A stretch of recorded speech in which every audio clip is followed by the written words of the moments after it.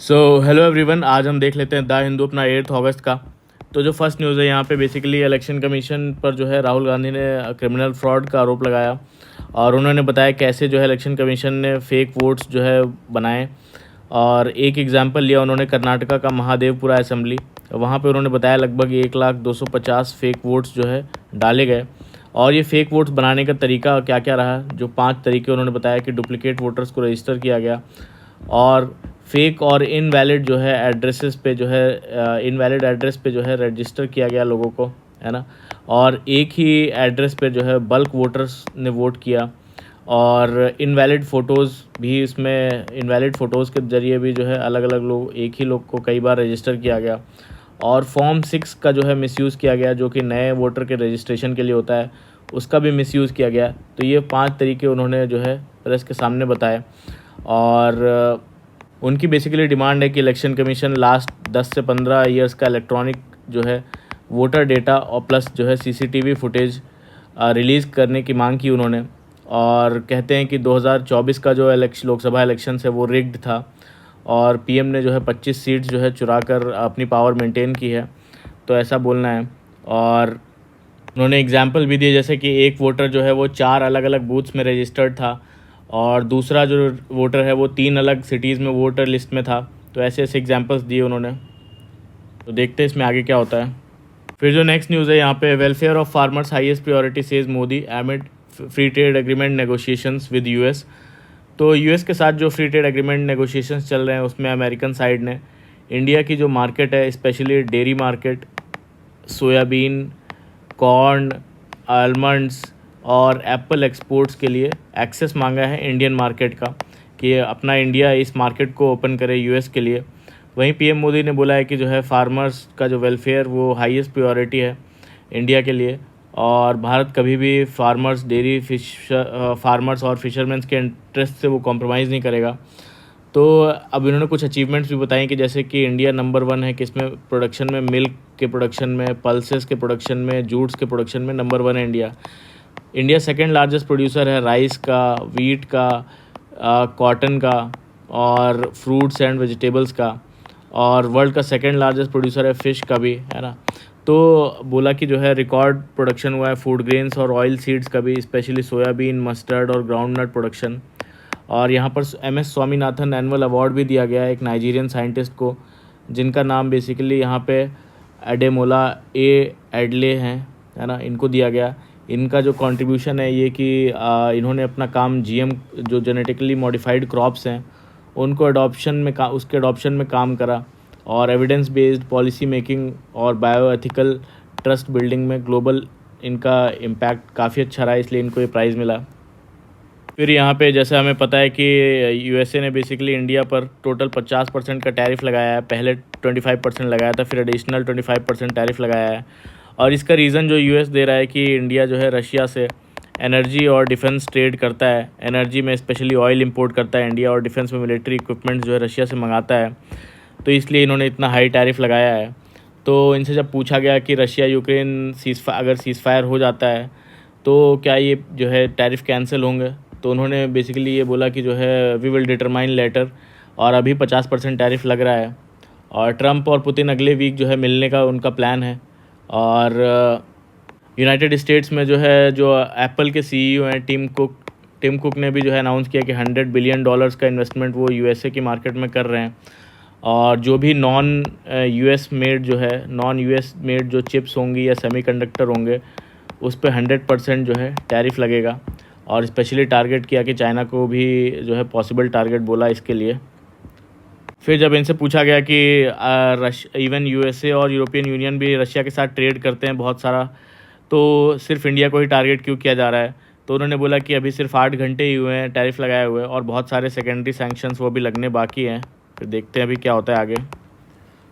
फिर जो next news है यहाँ पे, basically Karnataka cabinet approves devadasi rehabilitation bill. तो कर्नाटका कैबिनेट ने बेसिकली 18 बिल्स अप्रूव किया, जिसमें सबसे इम्पोर्टेंट था कि Karnataka devadasi prevention and prohibition relief and rehabilitation bill 2025। तो इसमें क्या है कि इसमें इन्होंने जो पुराना 1982 का एक्ट है उसको रिप्लेस किया और इसमें सिर्फ प्रोहिबिशन की जो है वो बात नहीं की, बल्कि जो है रिलीफ और रिहैबिलिटेशन की भी बात की है, उस पर भी फोकस किया है। और देवदासी के जो चिल्ड्रंस हैं, है ना, उनको रेस्पेक्ट और डिग्निटी इंश्योर करने की बात की है। तो देवदासी थे हैं कौन? बेसिकली देवदासी जो है एक पुराना परंपरा है वहाँ का, साउथ इंडिया में बेसिकली कर्नाटका, आंध्र प्रदेश, महाराष्ट्र, तमिलनाडु जैसे एरियाज़ में इसमें लड़कियों को देवता या मंदिर के लिए समर्पित किया जाता था। और शुरू में ये सिस्टम उनके डांस और म्यूज़िक और मंदिर के रिचुअल्स के लिए था और उनकी सोसाइटी में इज़्ज़त होती थी। लेकिन समय के साथ ये जो है बदल गई परंपरा और कई सारी देवदासियों का जो है वो उनके साथ एक्सप्लॉयटेशन भी हुआ और उन्हें ज़बरदस्ती प्रोस्टिट्यूशन में भी ढकेला गया। और उन्हें तो ये बेसिकली वहाँ पे सिस्टम चल रहा था, तो उसी के लिए यहाँ पे ये बिल उनकी प्रोटेक्शन और रेस्पेक्ट और डिग्निटी के लिए लाया गया है। तो अब जो देवदासीज़ के चिल्ड्रन होंगे उनको अपने फादर का नेम जो है वो कंपलसरी डिस्क्लोज़ करने की रिक्वायरमेंट नहीं है ना। या जब वो उन्हें कोई गवर्नमेंट आईडी स्पेशली बनानी हो तो डिस्क्लोज़ करने की ज़रूरत नहीं फादर का नेम, स्पेशली जैसे कि पासपोर्ट बनवाना हो या पैन कार्ड बनवाना हो या डीएल बनवाना हो उस टाइम पे। और उनके पास ऑप्शन है कि वो डीएनए टेस्ट के थ्रू जो है अपने फादर का आइडेंटिफिकेशन कर सकेंगे अगर वो चाहें तो। और तो इसका बेसिकली टोटल जो है एक्सप्लॉयटेशन एंड करने का एम है इससे, जो देवदासीज़ के चिल्ड्रन है और देवदासीज़ का, उनको लीगल प्रोटेक्शन देना, सोशल रेस्पेक्ट और रिहैबिलिटेशन देना। जो नेक्स्ट न्यूज़ है यहाँ पे बेसिकली यहाँ पे दिया हुआ है uncovering ancient rock art and forgotten histories of Telangana villages.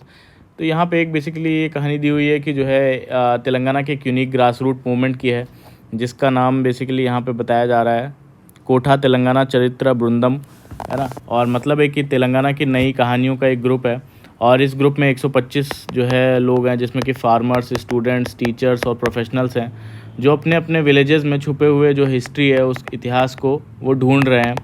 और इस मूवमेंट की शुरुआत बेसिकली एक तेलुगु टीचर ने जो है किया था और उन्होंने क्या किया कि अपने हिस्टोरियन दोस्त के साथ तेलंगाना के विलेजेस को एक्सप्लोर करना शुरू किया। जितने भी पुराने मंदिर हैं, प्री हिस्टोरिक साइट्स हैं, है ना, और इंस्क्रिप्शंस हैं, उनको डॉक्यूमेंट किया। और आज जो है ये ग्रुप व्हाट्सएप ग्रुप पर विलेजर्स क्या करते हैं, व्हाट्सएप ग्रुप पर अपनी डिस्कवरीज़ के फ़ोटो भेजते हैं जिन्हें भी मिलता है। फिर कुछ आर्कियोलॉजिस्ट से जो है कंसल्ट करके फील्ड विज़िट करते हैं और सोशल मीडिया में जो है इनकी कहानियाँ जो है वो लोग तक पहुंचती हैं। लेकिन चैलेंज ये है कि आजकल रियल इस्टेट और वैंडलिज्म से जो है हेरिटेज को खतरा है। फिर जो नेक्स्ट न्यूज़ है यहाँ पे, a day after Trump's Russian oil tariff Doval meets Putin. तो बेसिकली यूएस ने जो टैरिफ लगाया 50% का, 25+25% एडिशनल, उसके एक दिन बाद यहाँ पे हमें नेशनल सिक्योरिटी एडवाइज़र जो है अजीत डोवाल जी, वो रशिया के प्रेसिडेंट व्लादिमीर पुतिन से मिले। और दोनों ने बेसिकली बताया कि जो है जो पुतिन का विज़िट है इंडिया में वो लगभग फ़ाइनल हो चुका है। और उन्होंने जो है रशिया को शुक्रिया किया पहलगाम टेरर अटैक के बाद जो है सपोर्ट देने के लिए, और कहा कि जो है स्ट्रैटेजिक और जो स्पेशल पार्टनरशिप आज के टर्बुलेंट वर्ल्ड में भी इम्पॉर्टेंट है।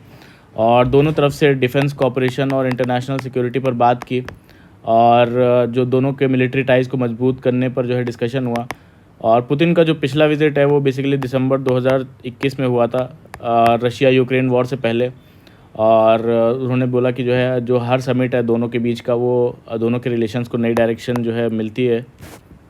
जो नेक्स्ट न्यूज़ है यहाँ पे, chapters on war heroes added to NCERT books. तो इस साल के एनसीईआरटी सेशन में क्लास 7th और 8th की बुक सिलेबस में नए चैप्टर्स ऐड किए गए हैं। Field marshal Sam Manekshaw, brigadier brigadier Mohammad Usman और मेजर सोमनाथ शर्मा। तो यूनियन डिफेंस मिनिस्ट्री के मुताबिक जो है इसका मकसद है कि स्टूडेंट्स के असली ज़िंदगी की कहानियों से इंस्पायर किया जाए, जिसमें करेज, लीडरशिप और सेक्रीफाइस की मिसालें मिलती हों, है ना। और फील्ड जो मार्शल सैम मानिकशॉ हैं, उन्होंने बेसिकली इंडिया के पहले ऑफिसर है जिनको फील्ड मार्शल का रैंक मिला और अपनी स्ट्रैटेजिक सोच और लीडरशिप के लिए मशहूर है। और ब्रिगेडियर मोहम्मद उस्मान जो है महावीर चक्र मिला से सम्मानित हैं, जो अपनी ड्यूटी के दौरान शहीद हुए थे। और मेजर सोमनाथ शर्मा जी जो है इनको परमवीर चक्र मिला है पोस्थमसली, और इनकी जो कहानियाँ हैं सुप्रीम सैक्रिफाइस का एक प्रतीक है। तो ये स्टेप जो नेशनल वॉर मेमोरियल को स्कूल करिकुलम में इंटीग्रेट करने का एफर्ट्स का एक हिस्सा है ना। और फील्ड मार्शल सैम मानिकशॉ हैं, इन्होंने बेसिकली 1971 का जो इंडो पाक वॉर के टाइम पे चीफ ऑफ आर्मी स्टाफ थे, उनकी लीडरशिप में इंडिया ने बांग्लादेश को आज़ादी दिलाई और पाकिस्तान को भी हराया, है ना। फिर यहाँ पे जो हमारे इकोनॉमिस्ट हैं अमृत सेन जी, उन्होंने एक ईमेल इंटरव्यू में कहा है कि जो स्पेशल इंटेंसिव रिवीजन चल रहा है बिहार में वोटर लिस्ट को अपडेट करने का, उन्होंने कहा कि इलेक्शन कमीशन का जो स्पेशल इंटेंसिव रिवीजन का आइडिया है ये तभी अच्छा है जब ध्यान से किया जाए। अगर जल्दी में किया गया है तो नई गलतियाँ जो है वो पुरानी से ज़्यादा हो सकती हैं, और ख़ासकर जब गरीब और डिप्राइव्ड लोगों के पास डॉक्यूमेंट्री जो है प्रूफ ना हो। इससे क्लास बायस का खतरा है और कुछ लोग डिसएनफ्रेंचाइज हो सकते हैं।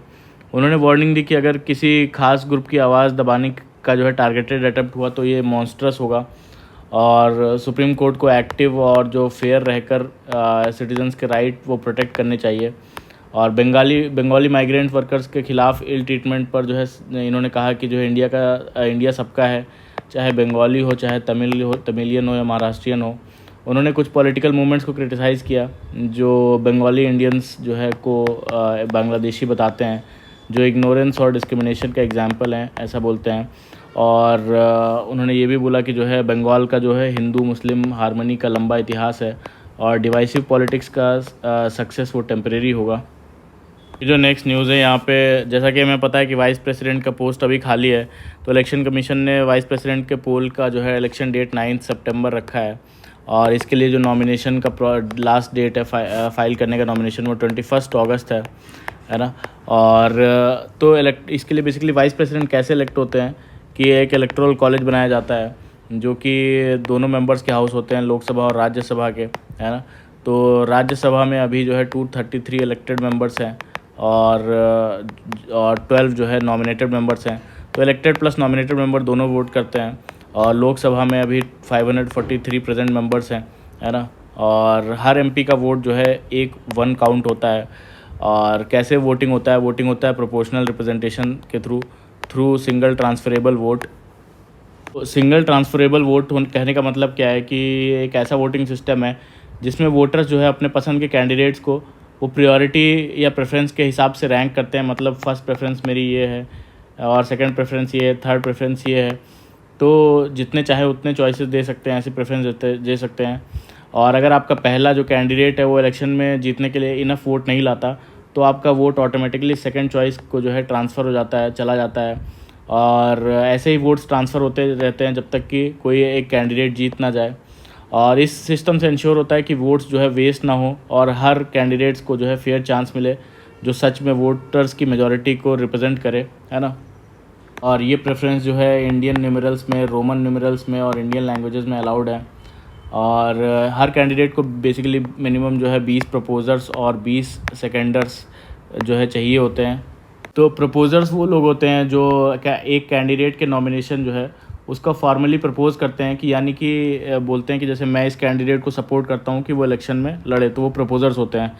सेकेंडर्स कौन होते हैं? सेकेंडर्स वो लोग होते हैं जो प्रपोजर्स के बाद जो है उस कैंडिडेट के नॉमिनेशन को सपोर्ट करते हैं, यानी ऑफिशियली उनका जो है नॉमिनेशन कंफर्म करने के लिए अपना अप्रूवल देते हैं। तो मिनिमम 20 प्रपोजर्स और 20 सेकेंडर्स चाहिए होते हैं। और जो बेसिकली पॉलिटिकल पार्टीज़ हैं इसके लिए विप नहीं इशू कर सकती हैं एमपीज़ को इलेक्शन के लिए, ठीक है। फिर जो नेक्स्ट है यहाँ पे आर्टिकल है the Bihar's migrant worker Scylla Charybdis moment. तो वैसे बोलते हैं कि जो बिहार में स्पेशल इंटेंसिव रिवीजन चल रहा है वोटर लिस्ट को अपडेट करने का, और अभी उसकी ड्राफ्ट लिस्ट भी पब्लिश हो गई है। तो उन्होंने बोला कि जो स्पेशल इंटेंसिव रिवीजन है ये माइग्रेंट जो लेबरर्स हैं उनके नाम इलेक्टोरल रोल से हटा दिए गए हैं, और जो उनके लिए मुश्किल सिचुएशन है। और इसमें ऑर्डिनरीली रेजिडेंट जो है उसका मतलब बताया कि ऑर्डिनरी रेजिडेंट का मतलब क्या है। इलेक्टोरल रोल में शामिल होने के लिए आदमी को अपनी कॉन्स्टिट्यूएंसी में ऑर्डिनरी रेजिडेंट होना ज़रूरी है। मतलब वो जगह जहां अपना आदमी जो है परमानेंट या यूजुअल तौर पर रहता हो, ना कि टेम्परेरी, ठीक है। टेम्परेरी ना रहता हो यानी कि वो उसकी यहाँ पे कोई जो है अपनी कॉन्स्टिट्यूएंसी में ऑर्डिनरी रेजिडेंट होने का मतलब है कि वो आदमी परमानेंट या यूजुअल तौर पे वहाँ रहता है। और प्रॉपर्टी होने से जो है वो रेजिडेंसी नहीं मानी जाती है, ऐसा बोलते हैं, ठीक है। और टेम्परेरी दूरी होने पर भी ऑर्डिनरी रेजिडेंट जो है उसको माना जाता है। तो माइग्रेंट लेबरर्स की सिचुएशन बताते हैं कि माइग्रेंट लेबरर्स इंडिया में लगभग 15 लाख जो है 15 करोड़ लोग एम्प्लॉयमेंट के लिए माइग्रेट करते हैं, और ये लोग टेम्परेरी जगह पर जाकर काम करते हैं, वहाँ अपना वोट जो है अपने नेटिव प्लेस पर डालते हैं, और कोर्ट के हिसाब से जो माइग्रेंट लेबरर्स का जो नेटिव प्लेस है उनका ऑर्डिनरी रेजिडेंट ही माना जाता है ना। और लीगल और पॉलिटिकल चैलेंजेस में बताते हैं कि इलेक्शन कमीशन ऑफ इंडिया वो कहता है माइग्रेंट्स जो हैं अपने नए रेजिडेंट में वोट करने के लिए रजिस्टर हो सकते हैं। इलेक्शन कमीशन ऑफ इंडिया क्या कह रहा है कि जो है माइग्रेंट्स जो है अपने न्यू रेजिडेंट्स जो है उनका वहाँ पे जो है वो वोट्स रजिस्टर हो सकते हैं वहाँ के लिए। पर माइग्रेंट्स ज़्यादा जो वोट्स हैं वो शिफ्ट नहीं करते हैं क्योंकि उनके पास डॉक्यूमेंट्स जो है वो नहीं होते हैं, सिर्फ आधार कार्ड होता है ना। और जो SIR में जो है स्पेशल इंटेंसिव रिवीजन में वैलिड नहीं है। और रीजनल पार्टीज़ जो हैं वो माइग्रेंट्स को नए स्टेट में वोट्स देने से रोकना चाहती हैं, क्योंकि उनका कहना है कि माइग्रेंट्स वहाँ के लोकल इश्यूज़ नहीं समझते। तो प्रैक्टिकल इम्पैक्ट क्या है इसका कि माइग्रेंट्स का जो वोट है प्रैक्टिकली वैनिश हो सकता है, क्योंकि उन्हें वोट देना मुश्किल हो जाता है। और सुप्रीम कोर्ट को इन सब चीज़ों को ध्यान रखते हुए फैसले देना चाहिए, ऐसा बोलते हैं। कुछ सॉल्यूशंस और सजेशंस देते हैं कि इलेक्शंस के दिन जो है स्ट्रिक्ट हॉलीडे रखा जाए ताकि लोग जो है वो वोट दे सकें। तो इलेक्शन के दिन स्ट्रिक्ट हॉलीडे ताकि लोग वोट दे सकें। माइग्रेंट्स के लिए स्पेशल जो है वो बसेस होनी चाहिए या ट्रेन्स चलाई जाएँ, है ना, ताकि वो अपने ऑर्डिनरी रेजिडेंट जहाँ पे है उनका वहाँ वोट कर सकें, अगर वहाँ दूसरी जगह रजिस्टर नहीं हो पाए तो। पेड लीव्स जो है वो मिलनी चाहिए ताकि जो है वोट देना इजी हो, ठीक है। और रिमोट वोटिंग मशीन्स जैसी टेक्नोलॉजीज़ डेवलप होनी चाहिए, लेकिन अभी पॉलिटिकल और टेक्निकल चैलेंजेस हैं इसके लिए। और पार्लियामेंट को रिप्रेजेंटेशन ऑफ पीपल्स एक्ट में अमेंडमेंट करना चाहिए ताकि जो माइग्रेंट लेबरर्स को अपनी मर्ज़ी से वोटिंग करने का उनको ऑप्शन मिले। तो ये सारे सॉल्यूशंस इसमें देते हैं। फिर जो नेक्स्ट है यहाँ पे RBI reserve bank of India did well to pause rate cuts amid the uncertainties. तो RBI ने अपनी मॉनेटरी पॉलिसी कमेटी मीटिंग में रेट कट्स जो है अभी के लिए रोक दिए हैं। और गवर्नर संजय मल्होत्रा ने कहा कि अभी टैरिफ का सिचुएशन वो क्लियर नहीं है और इसलिए ये पॉज सही डिसीज़न है। US ने इंडिया पर जो है एडिशनल 25% जो है वो टैरिफ लगाया है, जिससे टोटल 50% टैरिफ इंडियन इंपोर्ट्स पर हो गया है अमेरिका में। और इंडिया और US में अभी भी जो है बायलैटरल ट्रेड एग्रीमेंट नेगोशिएट हो रहा है। और ट्रंप ने हिंट किया है कि रशिया से जो ऑयल और एनर्जी और मिलिट्री इक्विपमेंट ख़रीदने की वजह से उन्होंने ये टैरिफ्स लगाए हैं। और तो उन्होंने बोला कि अभी लोन डिमांड कम है ना। कैसे RBI डेटा कहता है कि जो कंज्यूमर ड्यूरेबल्स हैं उसके लिए लोन्स जो है वो 3% तक कम हो गए हैं। और हाउसिंग लोन्स की ग्रोथ जो है 36% से घटकर जो है 9.6% हो गई है। व्हीकल लोन्स में भी स्लो डाउन है। और इंडस्ट्री का जो ग्रोथ है इंडस्ट्री के लोन्स का वो भी 8.1% से जो है 5.5% हो गया है। तो अब बोलते हैं कि गवर्नर ने कहा कि मॉनेटरी पॉलिसी के अलावा अभी भी जो है स्ट्रॉन्ग पॉलिसीज़ जो है वो चाहिए होंगी, है ना। और गवर्नमेंट को फोकस्ड इंटरवेंशन करनी होगी। सिर्फ कैपिटल एक्सपेंडिचर जो है वो बढ़ाने से काम नहीं चलेगा, तो फोकस्ड इंटरवेंशन भी ज़रूरी है और स्ट्रैटेजिक पॉलिसीज़ भी ज़रूरी हैं। तो गवर्नमेंट को क्या करना चाहिए कि GST रेट्स को और रैशनलाइज करना चाहिए, है ना। और फ्यूल प्राइसेस को जो है वो और कम करना पड़ेगा, जो ऑयल प्राइसेस के हिसाब से होना चाहिए ताकि कंज्यूमर कॉन्फिडेंस जो है वो बढ़े। और ये स्टेप्स जो ग्रोथ को बूस्ट कर सकते हैं। और कंक्लूजन में यही बोलते हैं कि RBI अभी वेट कर रहा है क्योंकि सिस्टम में लिक्विडिटी है, और लेकिन गवर्नमेंट के पास ये लग्जरी नहीं है, उससे जल्दी एक्शन लेना पड़ेगा, ऐसा इसमें बोलते हैं। नेक्स्ट है India and Philippines are showing intent in improving their relations. तो फिलीपींस के प्रेसिडेंट जो है फर्डिनेंड मैक्रोस JR वो इंडिया के विजिट की उन्होंने, और दोनों देशों ने बेसिकली स्ट्रैटेजिक पार्टनरशिप एग्रीमेंट वो साइन किया। और मैक्रोस ने बेसिकली चाइना के जो वेस्ट फिलीपींस सी में एक्टिविटीज़ के खिलाफ जो है स्ट्रॉन्ग स्टैंस लिया। और इंडिया ने फिलीपींस का जो 2016 का UN क्लॉज ट्राइब्यूनल का डिसीज़न है उसको सपोर्ट किया, जो कि चाइना को चैलेंज करता है। और इंडियन नेवी ने जो है फिलीपींस नेवी के साथ साउथ चाइना सी में पहली बार जॉइंट मिलिट्री एक्सरसाइज की, है ना। और जिससे जो है चाइना ने क्रिटिसाइज़ किया है। और फिलीपींस जो है ब्रह्मोस मिसाइल का पहला एक्सपोर्ट डेस्टिनेशन है ना। और मैक्रोस जो है ने इंडियन आर्मी हार्डवेयर खरीदने में रुचि दिखाई है। और दोनों देशों ने बेसिकली मिलिट्री और कोस्ट गार्ड कोऑपरेशन बढ़ाने के एग्रीमेंट साइन किए। और वीज़ा रूल सिंप्लीफाई करने और डायरेक्ट फ़्लाइट स्टार्ट करने पर भी एग्रीमेंट हुआ। और ट्रेड और इन्वेस्टमेंट की बात करें तो बायलैटरल ट्रेड जो है वो अभी कम है, $3.3 बिलियन था जो है 2024-25 में। लेकिन टेक्नोलॉजी और फार्मा सेक्टर में इन्वेस्टमेंट बढ़ रही है, और जो प्रेफरेंशियल ट्रेड एग्रीमेंट है उसके लिए भी बातें हो रही हैं। और फिलीपींस 2026 में आसियान चेयर वो बन रहा है ना, 2026 में आसियान चेयर बनेगा। और आसियान इंडिया स्ट्रेटेजिक पार्टनरशिप का कोऑर्डिनेटर भी है। और इंडिया ने आसियान कंट्रीज़ के साथ अपने रिलेशंस इंप्रूव करने की कोशिश की है, specially after commerce minister Piyush Goyal के कुछ कमेंट्स के बाद। तो इंडिया साउथ ईस्ट एशिया में अपना इन्फ्लुएंस जो है बढ़ाना चाहता है, क्वाड के अलावा भी। तो ये विजिट दिखाता है कि इंडो जो पैसिफिक रीजन है उसमें पीस और सिक्योरिटी के लिए इंडिया कमिटेड है और अपने टाइज सब कंट्रीज़ के साथ स्ट्रॉन्ग करना चाहता है, स्पेशली जब ग्लोबल पावर्स के बीच टेंशन जो है वो बढ़ रही है। फिर जो नेक्स्ट है यहाँ पे, is the Indian economy perfectly balanced. तो यहाँ पे बोलते हैं कि एक गोल्डी लॉक सिचुएशन के बारे में बोलते हैं। इस गोल्डी लॉक सिचुएशन में क्या है कि इंडियन इकोनॉमी अभी एक गोल्डी लॉक सिचुएशन में है, मतलब कि मॉडरेट ग्रोथ है, मॉडरेट ग्रोथ, और इन्फ्लेशन लो है, लो इन्फ्लेशन, और सपोर्टिव जो है वो मॉनेटरी कंडीशंस हैं, ठीक है। तो ये सब बोलते हैं कि इंडिया के लिए एक गोल्डी लॉक सिचुएशन है। और जीडीपी ग्रोथ जो है अभी 7.6% पर है, इंटरेस्ट रेट जो है वो पीक पर हैं, और कॉरपोरेट अर्निंग्स जो है वो स्टेबल है, ठीक है। ये भी सिचुएशन बताते हैं। फिर इन्फ्लेशन और रियल प्रॉब्लम क्या बोलते हैं, जो सीपीआई का इन्फ्लेशन कंट्रोल, सीपीआई इन्फ्लेशन जो है ये कंट्रोल में दिख रहा है, ठीक है। लेकिन जो फूड इन्फ्लेशन है वो अभी हाई था, जो आम लोगों के लिए बहुत बड़ी दिक्कत है। वो फूड इन्फ्लेशन ने बेसिकली जो है आम आदमी का जो परचेजिंग पावर है उसको कम किया, और क्योंकि फूड उनके खर्च का एक बड़ा हिस्सा होता है, और सैलरी बढ़ रही हैं लेकिन जो रियल वेज ग्रोथ है वो बहुत कम है ना। इस वजह से फैमिलीज़ अपना बजट टाइटन करना पड़ रहा है उनको, और वो डेट लेने के लिए जो है मजबूर होते हैं। और कुछ लोग जैसे कि रिच हैं वो बहुत आगे बढ़ रहे हैं, और लेकिन बहुत बड़े हिस्से के वो लोग जो जो ग्रोथ में पीछे हैं, सिर्फ कुछ ही लोग हैं रिच लोग जो आगे बढ़ रहे हैं, और बहुत बड़ा हिस्सा जो है वो बहुत ही पीछे है ना इस वेज ग्रोथ के मामले में। इनकम इनक्वालिटी कम दिख रही है, और टैक्सेबल इनकम डेटा में, टैक्सेबल इनकम डेटा है उसमें इनकम इनक्वालिटी जो है वो बहुत कम दिखती है। बट जो इनफॉर्मल सेक्टर है उसमें बहुत ज़्यादा डिस्पैरिटी और ये इनइक्वालिटी जो है सोशल प्रॉब्लम्स को बढ़ाती है ना। सोशल प्रॉब्लम्स और इंक्लूसिव ग्रोथ दोनों पर ही कोई रोक देती है बेसिकली। तो गवर्नमेंट का फिजिकल सिचुएशन के बारे में बोलते हैं कि फिजिकल डेफिसिट कम हो रहा है, लेकिन अभी भी काफ़ी बड़ा है, लगभग 4.4 प्रोजेक्टेड है अगले 2025-26 के लिए। और गवर्नमेंट का ज़्यादा पैसा उनको उधार लेना पड़ रहा है, जिससे प्राइवेट इन्वेस्टमेंट पर नेगेटिव इम्पैक्ट पड़ सकता है। और पब्लिक डेट टू जीडीपी की बात करें, पब्लिक डेट टू जीडीपी ये लगभग 81% के आसपास है, जो कि फ्यूचर पब्लिक स्पेंडिंग और टैक्स बर्डन को अफेक्ट करेगा।